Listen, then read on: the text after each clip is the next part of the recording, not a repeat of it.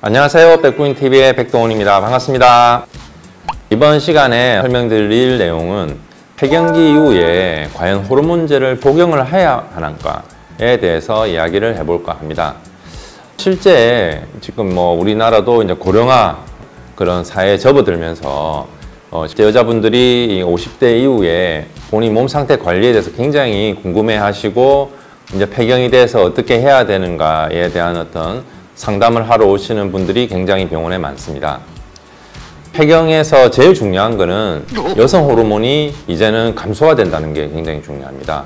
정상적으로 난소에서 여성 호르몬이 분비가 돼서 다른 어떤 신체 대사기관이라든지 여러 부위에 작용하는 어떤 그런 이제 시기가 난소에서 호르몬이 생산이 거의 중단이 되면서 몸에 변화가 오는 시기를 이야기를 하는데, 특히 제일 먼저 일반적으로 나타나는 증상이 얼굴 홍조라든지 식은땀이라든지 갑자기 가슴이 두근두근거리고 어디 나가면 약간 불안한 느낌도 들고, 또 심한 경우에는 이제 불면증까지 오시는 분들이 사실 있습니다.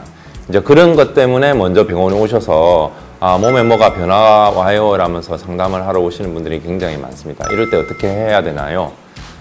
라는 것은 어쨌든 감소된 여성 호르몬이 키포인트이기 때문에 몸에 다른 어떤 이상이 없는 경우에는 호르몬제를 복용하시라고 먼저 저희들이 설명을 합니다. 단 중요한 거는 호르몬제 자체가 여러분들이 일반적으로 아시는 것처럼 약을 먹으면 유방암이 생기는 거 아니에요, 다른 데 암이 생기는 거 아니에요 라고 굉장히 걱정을 많이 하시는 분들이 있습니다.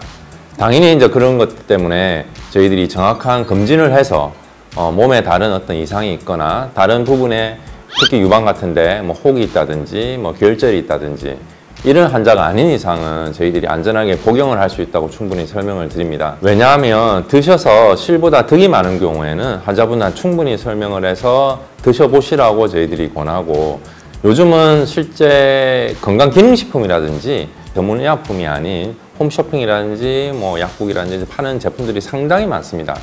그런 제품들은 일부 효과는 볼 수는 있지만은 근본적인 효과 보기는 굉장히 힘들기 때문에 증상이라고 하기는 좀 그렇지만은 여성 호르몬 감소에서 제일 먼저 오는 걱정이 이제 뼈가 약해지는 거죠. 골다공증.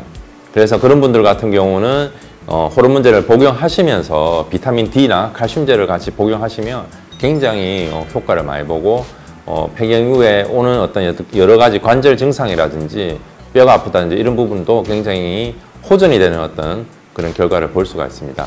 그래서 폐경 이후에 과연 내가 호르몬 약을 먹어야 되느냐에 대한 어떤 고민을 하시는 분들은 반드시 산부인과 전문의와 상담하셔서 몸 상태를 체크하시고 검진을 하셔서 다른 이상이 없다면 꼭 복용하시는 걸 추천합니다.